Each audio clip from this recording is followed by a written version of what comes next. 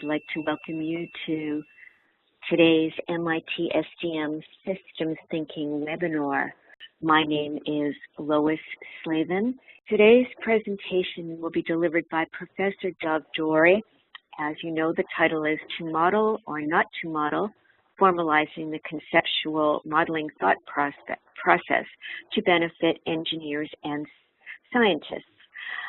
If you have any questions for Professor Dory, please enter them directly into the chat section addressed to everyone, and we will cover as many as we can before the webinar ends at around 1.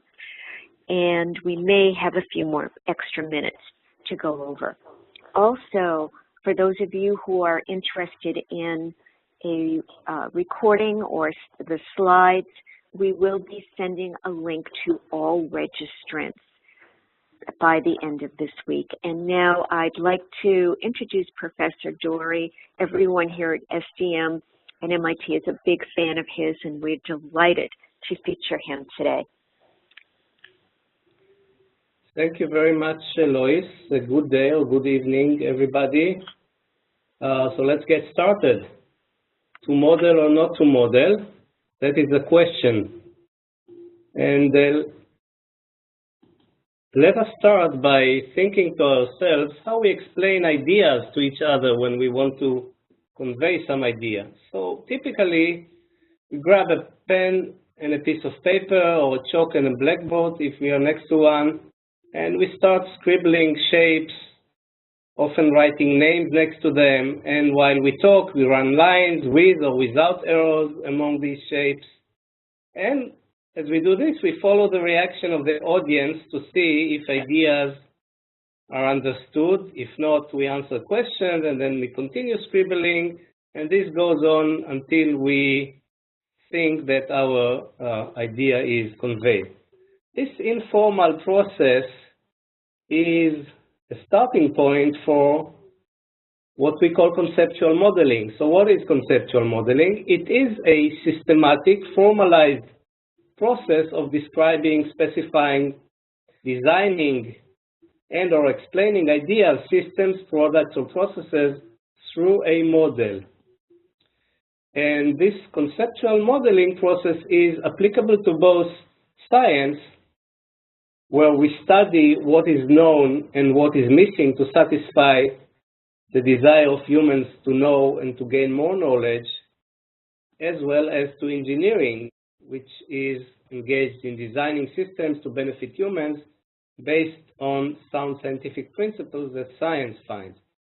As a side note, we can think of science as reverse engineering of nature. There are systems out there whose secrets of operations scientists are trying to unveil. So why do we want conceptual modeling? Why engage in conceptual modeling?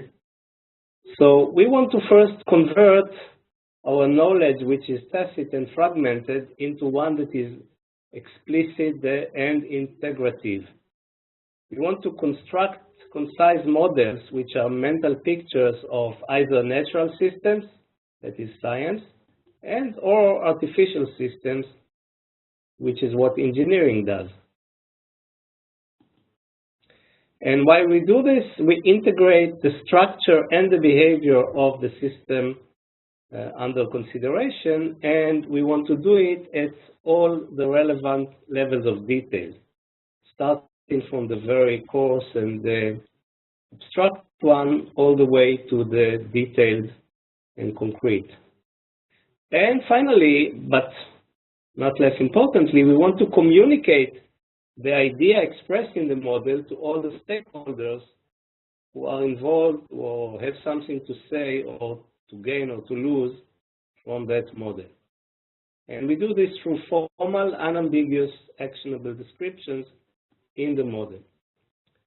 So if we agree that this is an important thing to engage in, conceptual modeling, what is then required of a language that shall be good and adapted to conceptual modeling? So such a language must be simple yet expressive. It has to be able to express all kinds of ideas. And it has to be intuitive, but at the same time also formal.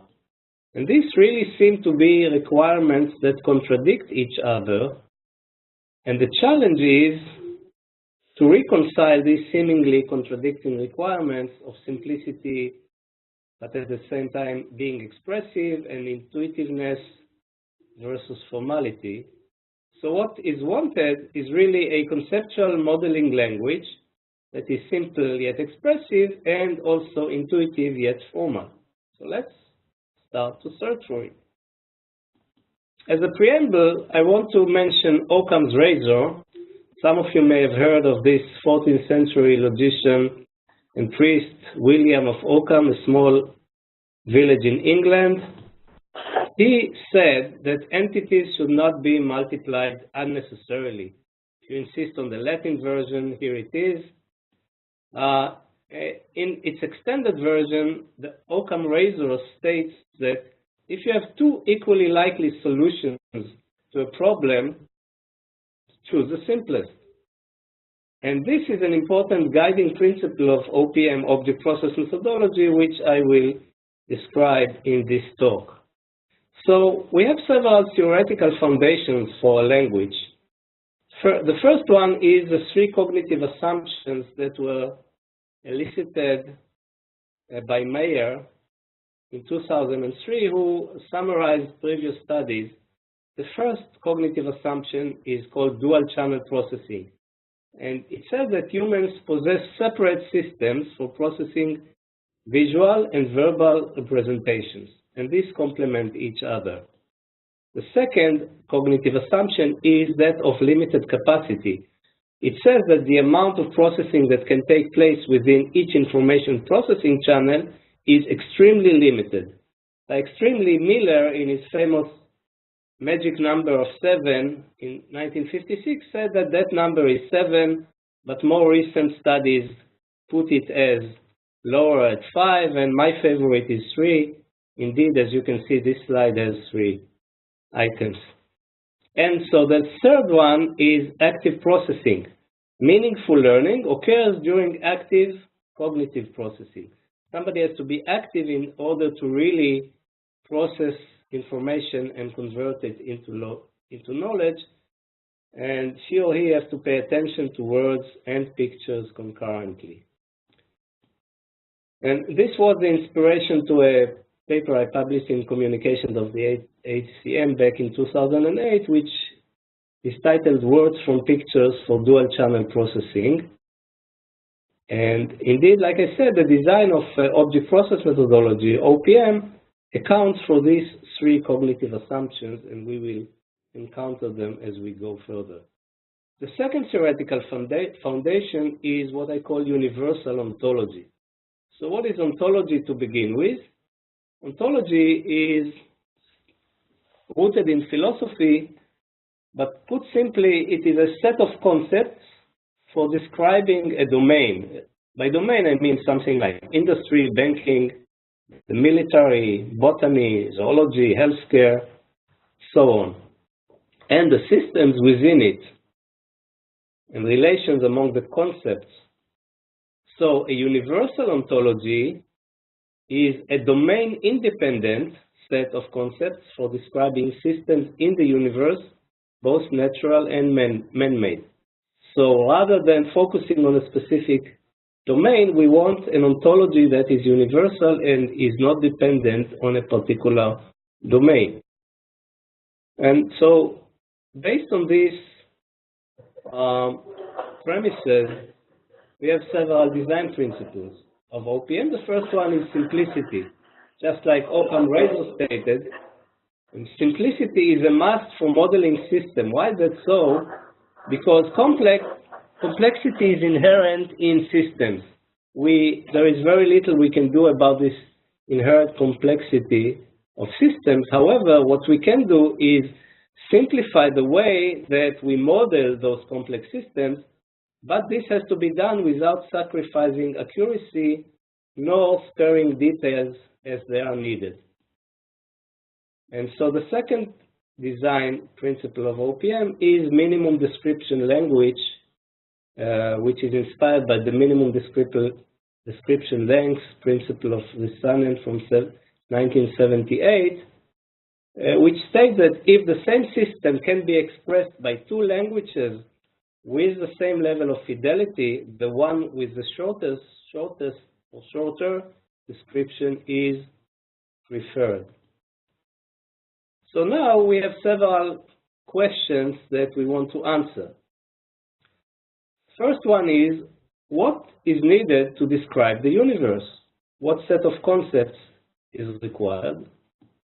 And the answer is as simple as it might seem. Describing the universe requires things and relations among them. You can replace things with concepts, if you will. So then the question that follows is, what can these things, quote unquote, do? And the answer is that things can either exist or happen. Anything that you can think of, you can classify it either as something that exists or something that happens. And these are the things from the cat in the hat. Some of you, I'm sure, can identify them. So what are the things that exist in the world? What do we call them? The answer is we call them objects. Objects exist and they are static. Here are some examples of objects. Some are natural, even alive, like the tree, or inanimate, like this meteorite, or man-made, like this house. Next question is, what are the things that happen in the world? Some examples in the pictures. And the answer is that what happen are processes, and these processes are dynamic. They are time dependent. They depend on the time dimension as a basic foundation. So now we ask, how do objects and processes relate to each other? And the answer is that processes happen to objects. And while they happen, these processes transform the objects. So what you might ask next is, what does it mean to transform? But let's first look at OPM things. We said that these are objects and processes, and indeed they have symbols. So here is a symbol of the object tree. An object in general is defined as a thing that exists or might exist physically or informatically. In this case, the tree is a physical object, so it is shaded. All objects are denoted by ellipses. And process is a thing that transforms one or more objects. Here, growing is an example of a process. And what this process does is to change the state of a tree from small to big. We have an important distinction between physical and informatical things. So we said the tree is obviously physical, but there is a book called The Giving Tree that I'm sure many of you are familiar with. This is taken from the Amazon website, and you see it as a hardcover and a Kindle edition, and you can even get it by today. Just joking. That Giving Tree is a book. It is a story about a tree, okay? And it has, as one of its attributes, an author, the value of which is Shel Silverstein. This is the text that describes this graphical representation of this little system. It says the tree is physical, tree can be small or big, small is initial, big is final, and Giving Tree exhibits author. And author is Shel Silverstein, and Giving Tree is a story about a tree. Okay, we will talk a little bit about this language in the next couple of slides. So OPM has only two building blocks. These are stateful objects, objects with states, such as product with its two states pre-tested and tested, and processes, which are the things that happen to the objects and transform them. In this example, the transformation is a change in the state of the object. So the process testing changes product from being in a state pre-tested to being in a state tested. All the other elements, apart from the stateful objects and the processes, are relations, or graphically they are expressed as links between things. Here is an example of a pair of input and output links from the input state through the process to the output state. Processes, even if they are physical, are only cognitive patterns that we create in our minds. We compare the object's existence or the state it is in several time points in the past and the state or the existence of that object now. Using this information, we create a mental picture of the transformation that the object undergoes. And we record this. And so when, for example, somebody says, here is a process of manufacturing, what we have in mind is some raw material that is being consumed and product that is generated or created as a result of this manufacturing process. Or if somebody says testing, we know that what testing does is to take a pre-tested product and convert it into a tested one. So even though the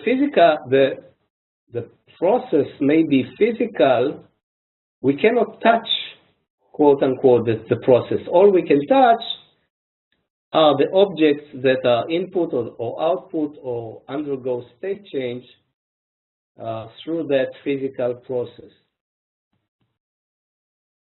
So what do we mean by when we say that a process transforms an object? What does that mean? So transforming means one of three things. Either an object is being created, or an object is destroyed, or an object is affected. So you might ask again, what is, okay, creating, destroying, I understand. It's like generating and consuming. But what do you mean by affecting? So we'll discuss this. But here are the three, let us look at the three ways through which a process can transform an object. So the first one we said is the process consumes the object. So here is the manufacturing process, and raw material is input through this consumption link, and what we get as a sentence is manufacturing consumes raw material. Okay, so this is the first transformation option. The second one is the opposite, is creation. So manufacturing creates or yields the product. Here is the sentence. Manufacturing yields product. So we have both consumption and creation using the same symbol of closed arrowhead. However, what makes the difference is the context. Is it going from the object to the process, which is the case in consumption, or is it going from the process to the created object, which is generation or creation link, or result link as we call it. So what does affecting mean? A process affects an object by changing its state, and this is why objects must be stateful. They must have state so we can model how those states change through the affecting, which is one of the three types of transforming that processes can do to objects. So here is the example we already saw. The third and last kind of object transformation is that process that changes the object state. So product can be pre-tested or tested. These are the two possible states. And testing, the process of testing, this blue ellipse here, changes the object product from state of pre-tested to the tested state. We could also indicate that pre-tested is an initial state and tested is the final state. This is not done in this example. So here, to summarize, the three transformation kind in another example is consumption. Here, germinating is a process that consumes the seed. The seed disappears. What comes out as a result is creation of a small tree. So germinating yields a small tree. And then the tree, we have a small tree. Now, through growing, there is a state change here in this pattern. And indeed, growing changes tree from small to big. Finally, if there is some fire, regardless of what the tree is, it is consumed through burning. So that is the consumption again. Burning consumes tree. You see it here. So it looks like we can make do by using a single type of diagram. Indeed, this is what OPM does. It has a single type of diagram, not 2, not 3, not 9, not 14, 1. It is called Object Process Diagram, or OPD for short. And any graphic edit operation is translated on the fly to natural language, or more accurately to a subset of English, which is called Object Process Language, or OPL for short. So OPL is just the textual portion of the OPM language, which is two complementary components, two modalities. One is graphic, which looks like this, and the other is the collection of the sentences that are describing exactly the same system, but in text rather than graphics. So we have the graphics text equivalence OPM principle, which states that any model fact expressed graphically in an OPD, in the graphical part, is also expressed textually in the corresponding OPL paragraph. So here is the OPD, and here is the corresponding OPL paragraph, and each modality is reconstructible from the other. So we have 100% redundancy here. We could be satisfied or make do with either one of the graphic or the textual specification, but the reason we have both is to cater to the dual channel cognitive assumption of Maya, which says that humans process information in parallel, both graphically or visually, and textually or verbally, and so these two modalities, the visual and the textual, complement each other. If you don't understand exactly what those symbols mean, just look at the text and it will explicate it. And if you as a modeler did some change in the model, it will be immediately expressed as a change in the text. Either a new sentence will show up or an existing sentence will be edited and changed. So you can immediately see whether what you did is really what you wanted to do, or maybe it's the opposite, and then you can immediately correct and rectify the model to make it say what you wanted it to say. So again, to summarize, a process can transform an object by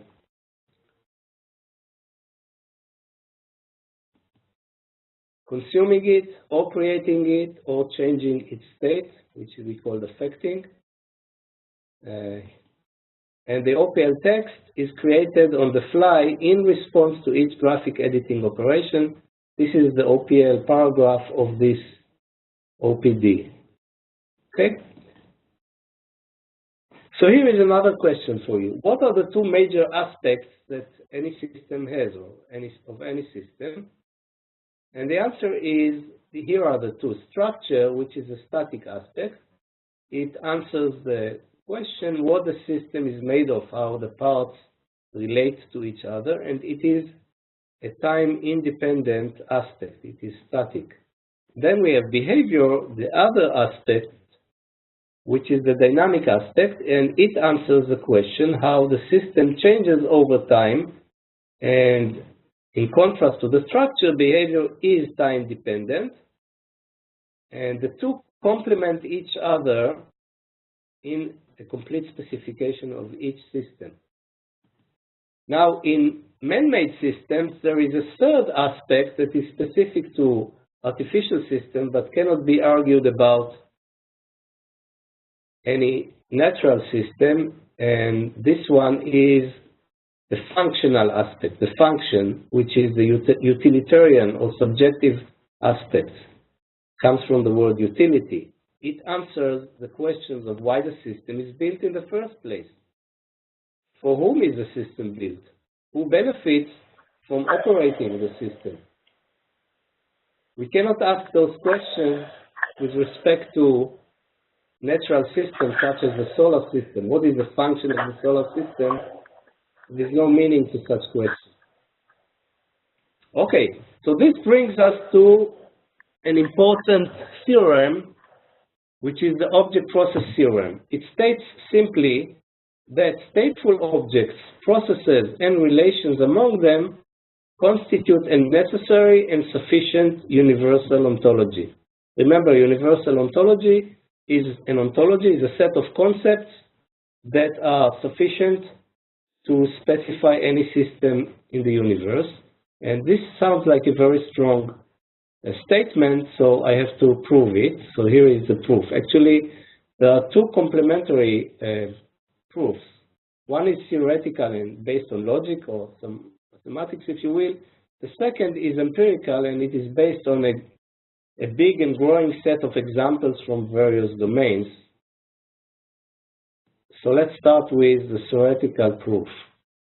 So we say that stateful objects and processes are necessary and sufficient. So let's start with the necessity part of the proof. Stateful objects and processes are necessary to specify the two system aspects. So we said that the two system aspects are structure and behavior. In order to specify the structural static system aspect, we need stateful objects and relations among them. In order to specify the procedural dynamic system aspects, we must use processes and relations between them and the objects that they transform. So it is necessary to use both stateful objects and processes that transform them in order to cover the two aspects, structural and procedural, that every system has. Now, to the second part of the proof, which is sufficiency. We want to show that stateful objects and processes are sufficient to specify anything in any system. So we say that anything that exists or might exist can be specified in terms of stateful objects and relations among them. And that anything that happens or might happen to any stateful object can be specified in terms of processes and relations between these processes and the objects that they transform. So this is a sufficient set of things or concepts. So we are done with the theoretical proof. So let's turn to the empirical proof of the object-process theorem, which, to remind you again, says that stateful object processes and relations among them constitute a necessary and sufficient universal ontology. So we say that if the ontology is universal, it can model systems in any domain. This is the definition of universal. Domain independent. So the empirical proof is simply providing evidence of successful models from various unrelated domains. So systems in various unrelated domains, the more the merrier. So we start with an example from science, more specifically from molecular biology. So over the past 8 years or so, colleagues and I have been dealing with Conceptual Modeling in Systems Biology, and this was the first paper that was published in 2007 in PLOS 1, Public Library of Science. It's a well-known free access, open access journal, so anybody can see those papers. And this was followed by another paper by a joint PhD student, Judith Somek, of Mordechai Choder and myself.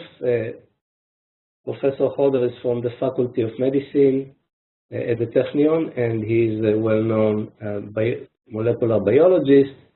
And the title here was Conceptual Model-Based Systems Biology, Mapping Knowledge and Discovering Gaps in the Messenger RNA Transcription Cycle. This was the actual focus. And the third paper was published several months ago, and it was titled Conceptual Modeling of mRNA Decay Provokes New Hypotheses.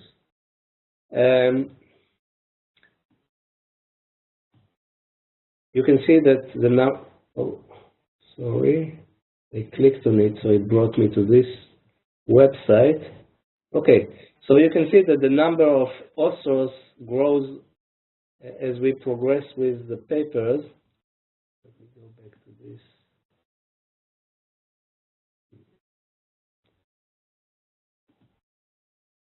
Okay. Here is an example of an OPD from one of the papers and the corresponding OPL. I'm not going to read it to you. This is really very cryptic for non-molecular biologists who are really into this.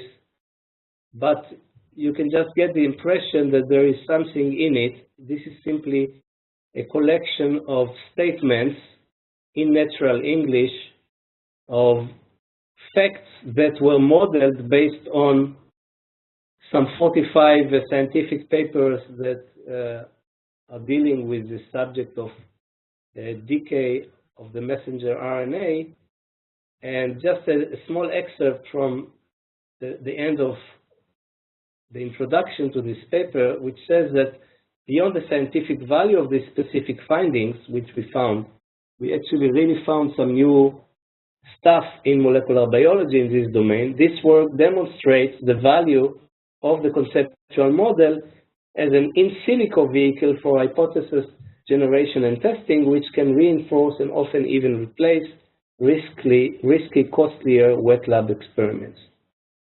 So this was example for molecular biology. So we are now turning to more engineering oriented examples. One is nuclear reactor failure. I'm sure most of you have heard of the 3 Mile Island accident in Pennsylvania. Happened several decades ago, and it was the most serious nuclear accident in the US and one of the 3 most serious worldwide. The 2 others being Fukushima and the one in Russia. And this, I'm not going to go over this, just to give you an idea that what was modeled here is the gap between the cyber and physical system. The problem with the reactor failure here was that the information that the people in the control room got was the opposite from what happened in reality, and this caused them to do erroneous activities that only made things worse. And some people say that if they hadn't done anything, this accident could have been prevented. So we have a whole talk and paper about the cyber-physical gap, but I doubt that we will have time to go over it in this talk. These are just examples of the sentences that are generated here. Another example is offshore oil well drilling. Again, you can look at the left side to see that this is just a small part. Each line here represents a separate object process diagram. This one happens to be a 36-inch casing deploying, and it has several sub-processes, each of which in turn zooms into another subprocess, and this generates this giant tree. This, by the way, is not the biggest system. The biological example had hundreds of objects and processes in dozens of object-process diagrams that are all interrelated. Another example is airport operations, more specifically what is the process of outgoing passenger, and more specifically the baggage handling and its sub-processes here, the origin, baggage handling, destination, the baggage claiming, lost and found baggage handling, and how the location of the baggage, which is an attribute, changes from origin to aircraft to other or to destination, and the airport and the airlines and all the stakeholders that are involved. Another example, some of you may have heard of the Iron Dome, which is an Israeli ballistic missile defense system that has proven to be very effective in intercepting incoming missiles. So we have an upcoming paper to be presented in the SysCon System Conference, annual IEEE International Systems Conference in Vancouver this coming April. And this is one diagram from this paper. And I could go on and on, so I decided to concentrate on a single slide, just a list of several of the other domains: socio-technical systems, intelligent home, multi-agent systems, semantic web, project product lifecycle management, risk-oriented system design, medical robotics, and biomedical informatics are some of the other domains in which we have had successful models that were useful and published in good literature, as you can see. The other thing that is nice in OPM is that you can carry out animated simulation of the model. So this is a screenshot of our familiar tree. Currently, what is going on is, this is a snapshot. So if you would really operate the system, we would see things moving. Those red dots would move along the arrow in the direction indicated.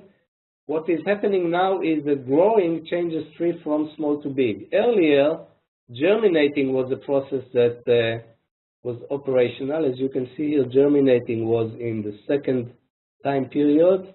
And now growing this is the active blue or purple here.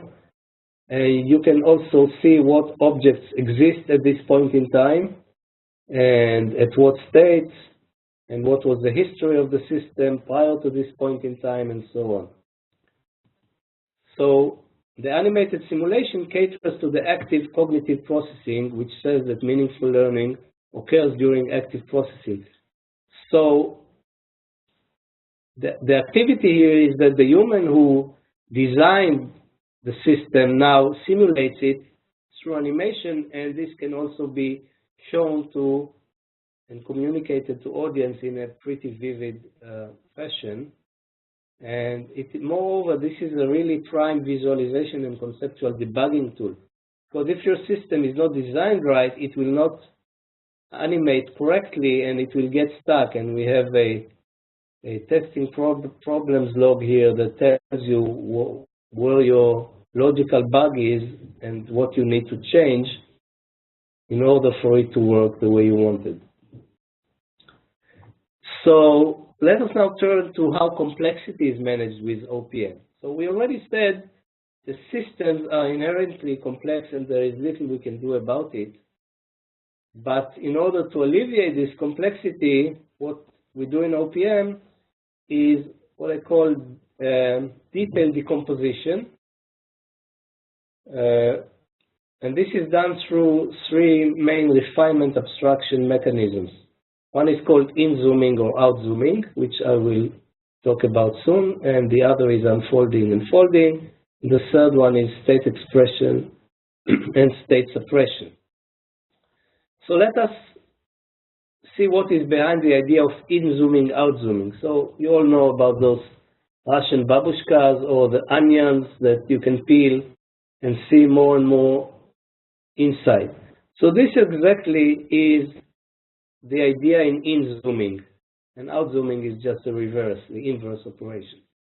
So here is an example from a process called process performance controlling, which is a metamodel of how OPM works, and this is part of the ISO 19450 standard of OPM that was adopted in August 2014 and is currently in the process of being published on ISO website as a publicly available specification. So here you see the tree of the OPDs. We start with SD, which is a system diagram. So this is the top level diagram. And here we have a single process called process performance controlling. And around it are all the objects that are involved, their specializations, their parts, their attributes, and so on. But we want to see the details of this process performance controlling, so we zoom into it. So here it is, process performance controlling in zoom. This is the next in the hierarchy of the OPDs, and it is now marked in blue. This is the title, process performance controlling in zoom. And in it we see two sub-processes, process initiating and process performing. In between there is a post condition, which is a Boolean object that the process performing affects. But we want to see first what does it mean process initiating. So we go on and zoom into process initiating, getting this next OPD where process initiating is in zoom. This is the third one, and the title is SD 1.1.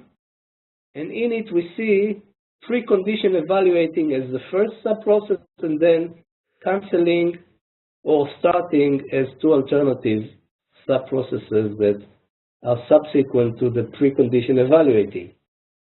So we want to know what precondition evaluating is comprised of and how does it work. So we further zoom into precondition evaluating and get this one, which we see starts with enabler, set, checking, and so on and so forth. So this is the idea.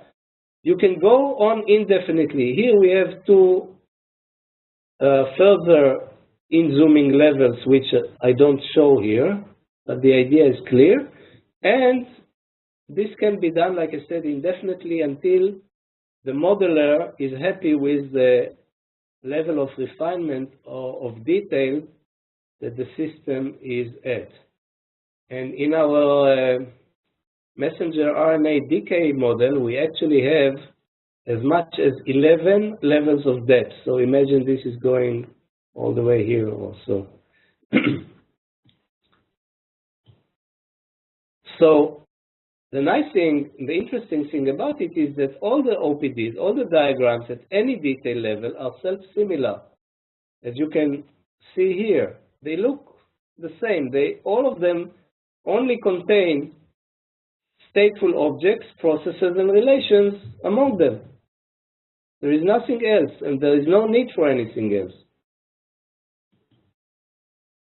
So what are the benefits of this approach to complexity management of OPM?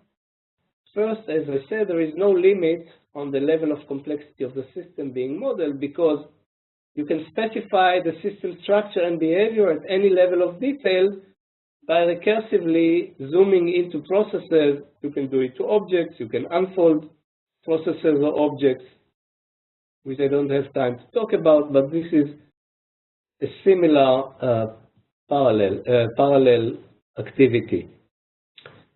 And the complexity management caters to the cognitive limited capacity.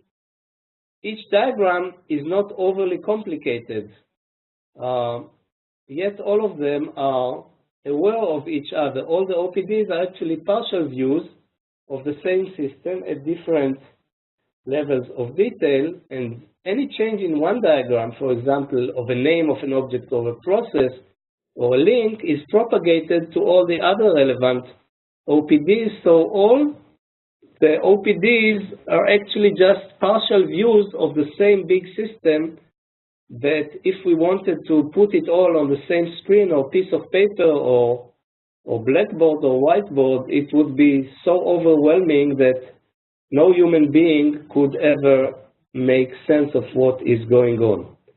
With this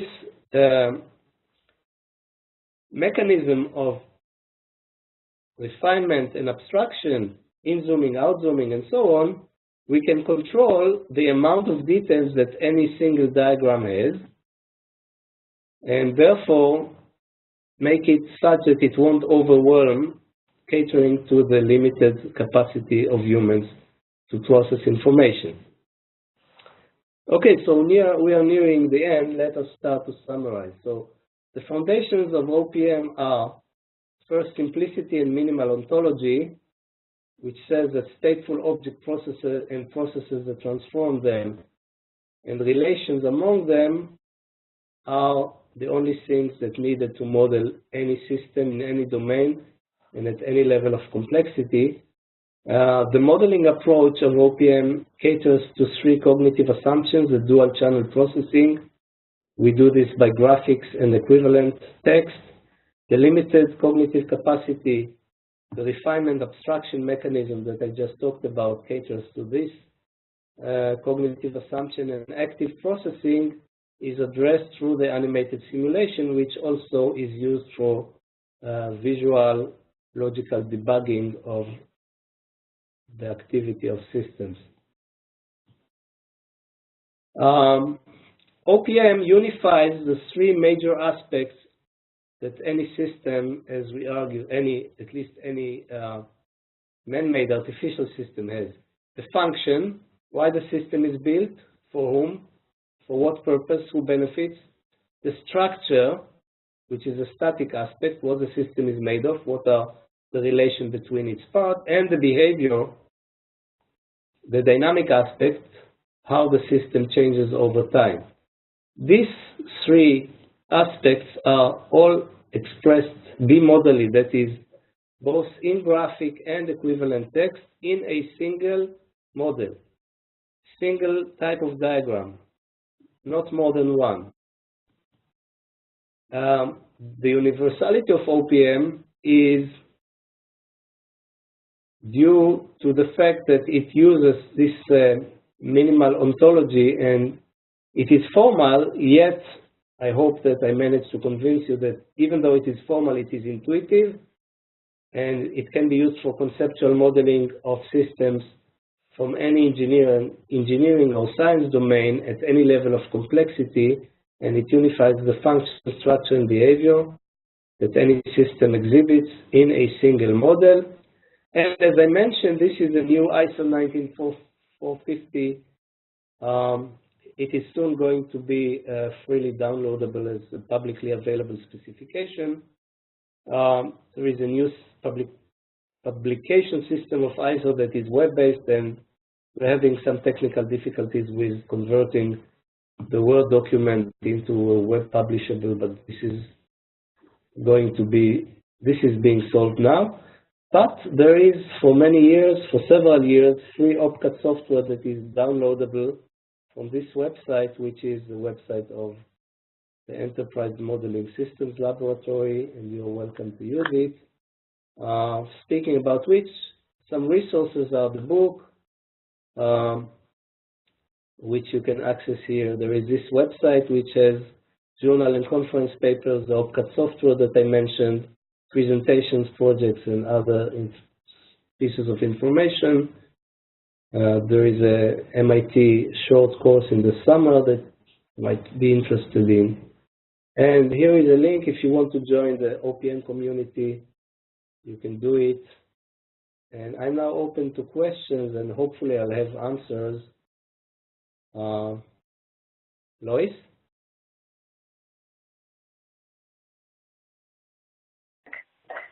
Hi, thank you.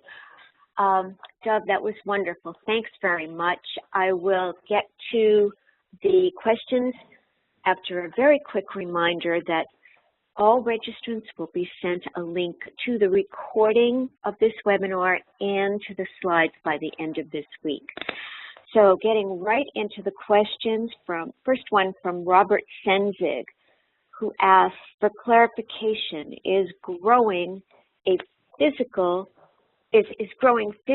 or a process?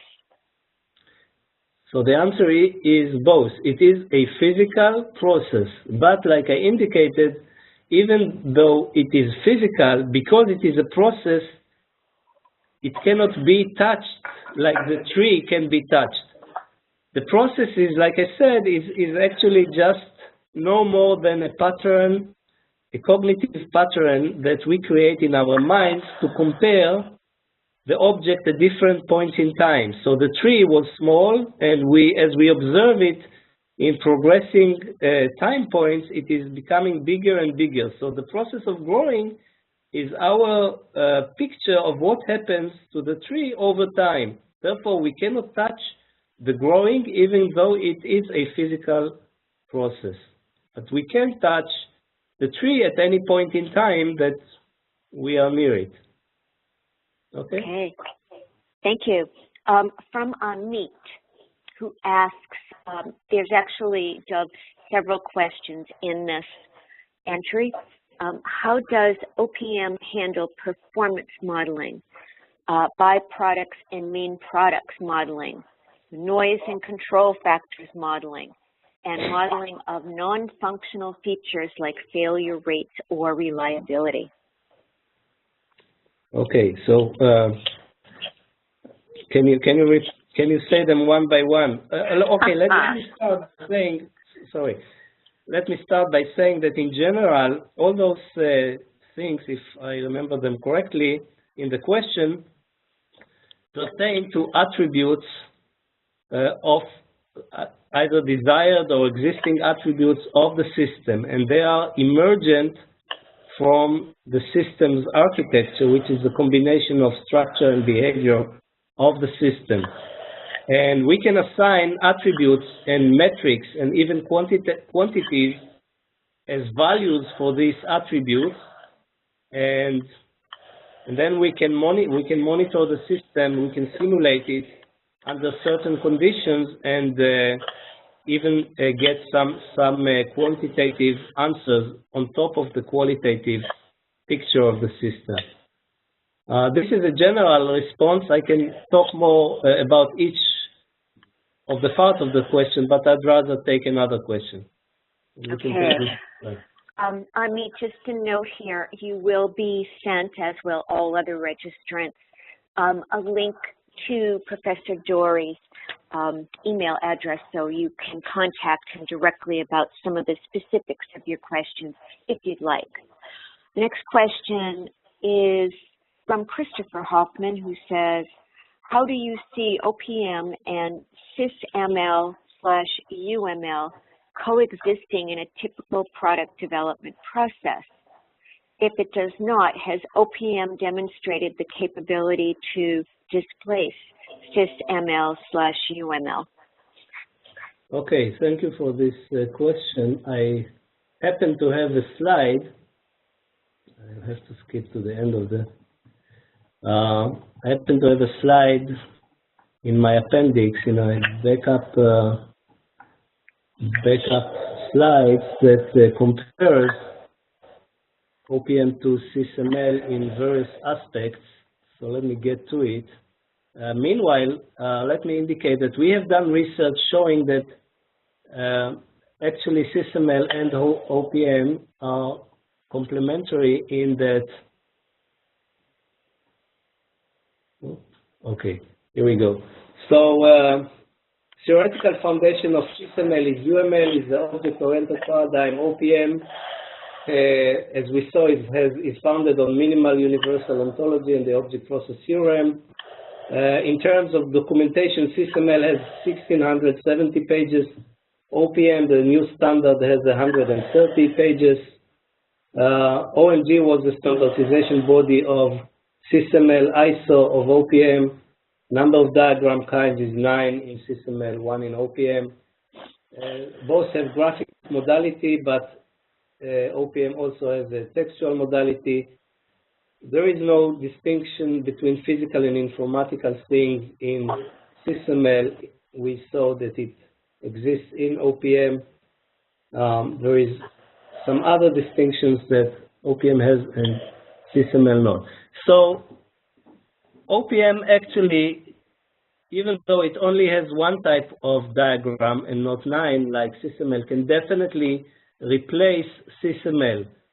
Since SysML is currently more prevalent than OPM, we do have a way of switching between them, at least converting SysML models to OPM models, and we are working on the opposite direction. And SysML, actually, we have done some research showing that when certain aspects are concerned, because SysML has 9 types of diagrams, sometimes one can answer questions, specific questions that pertain to a particular domain, such as state transitions, more quickly looking at the SysML model that was derived from OPM than looking at the original OPM model. You can read about this in a paper. I can send you the link. Next okay. Yes, I just wanted to make a quick note that some people have asked several questions, and in the interest of fairness and of the remaining time, I'm going to skip over those so that people who've only asked one question can be heard as well. From Jack Ring, who asks, how do processes differ from the relations among them? Hi, Jack. How do processes differ from the relations? Okay, so let me go back to a simple example so we can talk business. So here is an example. We have tree, and we have a process of growing. The relation between the tree and the growing is this pair of what we call input-output link pair. So the relation here is a procedural relation. Relations, I didn't have time to talk about it, but relations signified graphically as links, roughly are divided into 2 types: procedural relations and structural relations. This is an example of a procedural relation. Procedural relations are between object and a process. So this input-output link pair is a prime example of a procedural relation. Another procedural relation is the consumption link, which is the arrow from object to process, or from, again, another consumption from object to process, or the result link from a process to an object or to a particular state of that object, as it is in this example. Let's have a look at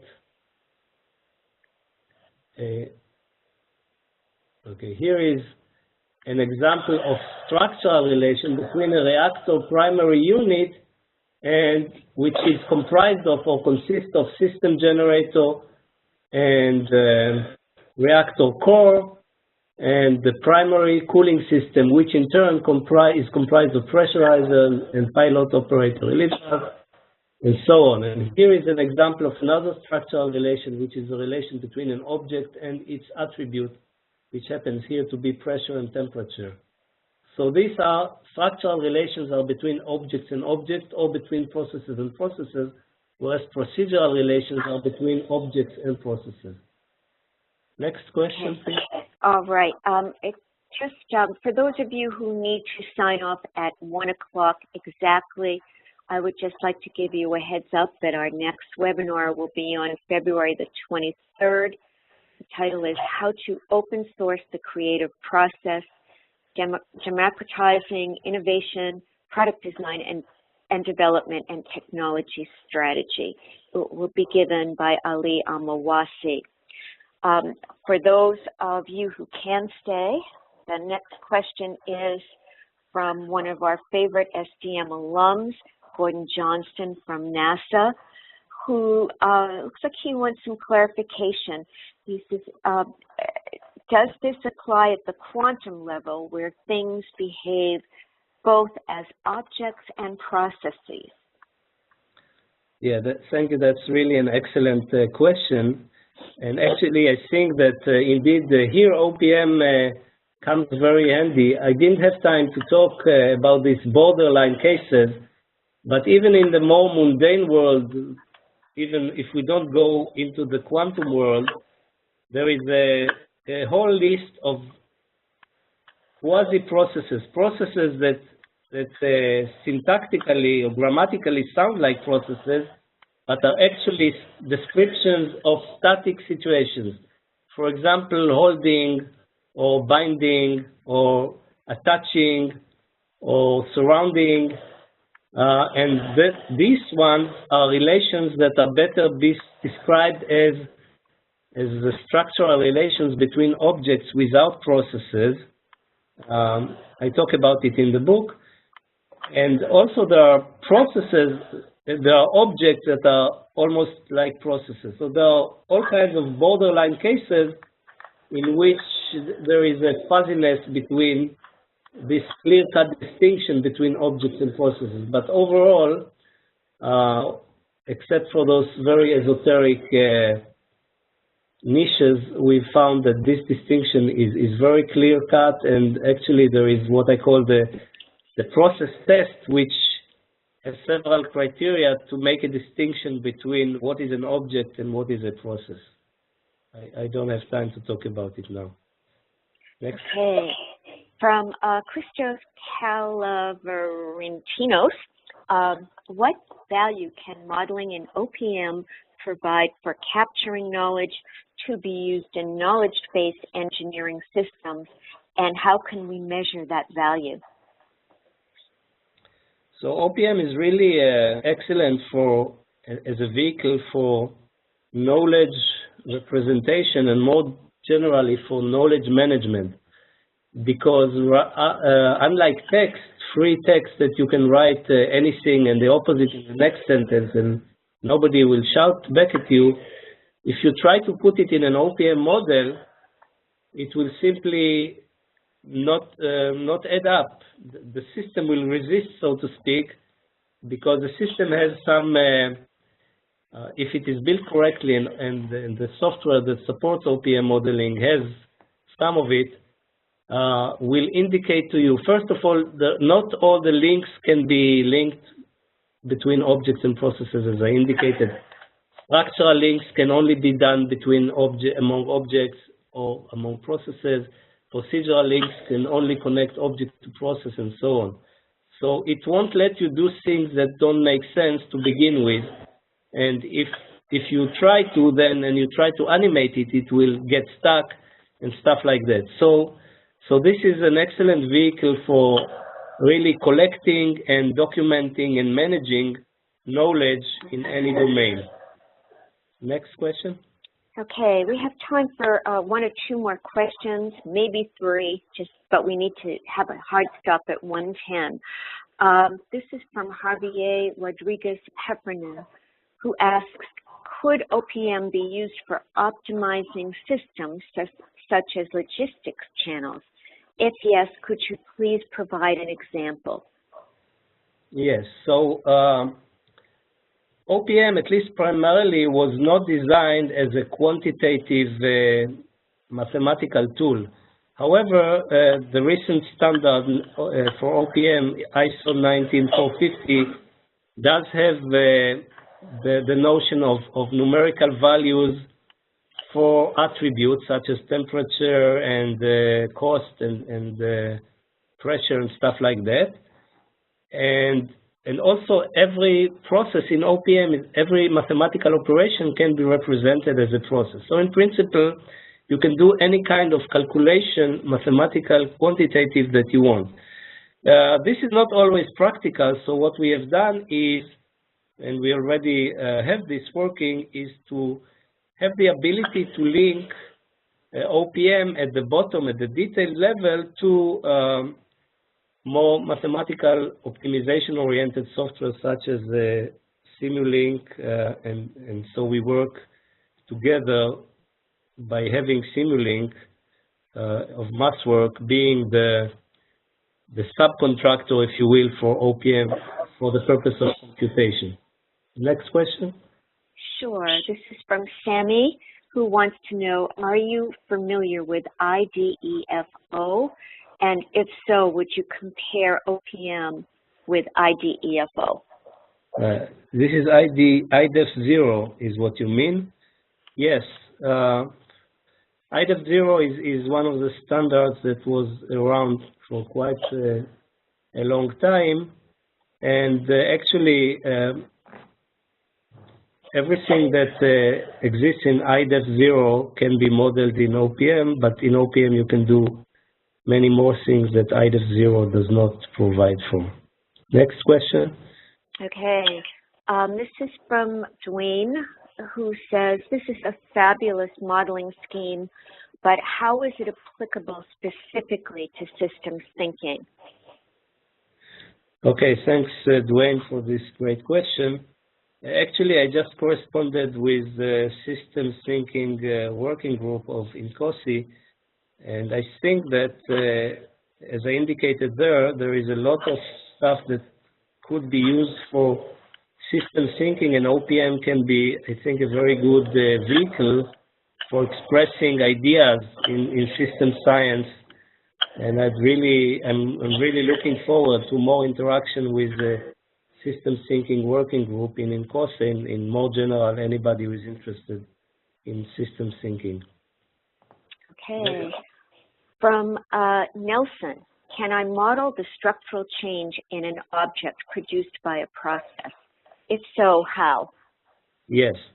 So we've had this logical conundrum for some time, and we can do it. So, for example, if you have an airplane with the wings attached to it, and now you want to dismantle a wing, the airplane no longer has the wing as its part.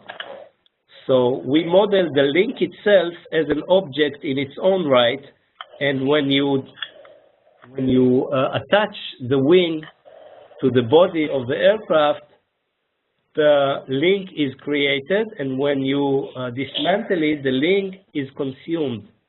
This, by the way, was the idea came from molecular biology, where all the time you have molecules binding and dissociating from each other, and we had to come up with something that will model it conveniently.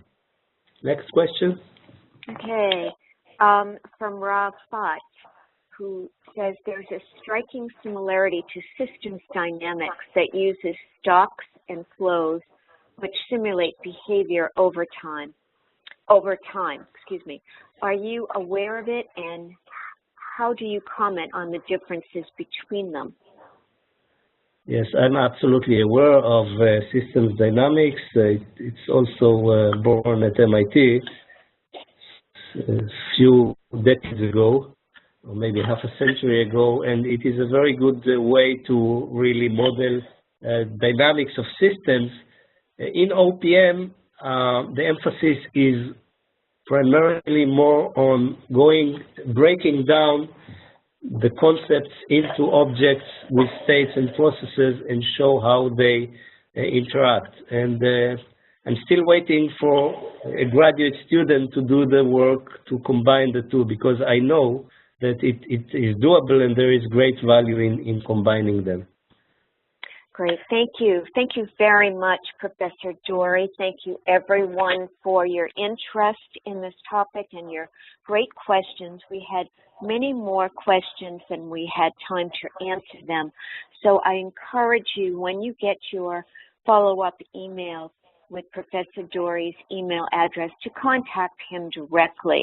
Thanks for your attention, and I look forward to interacting with you.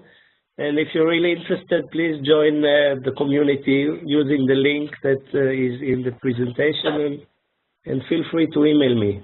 Thanks again, everyone. Hope to see you on February 23rd.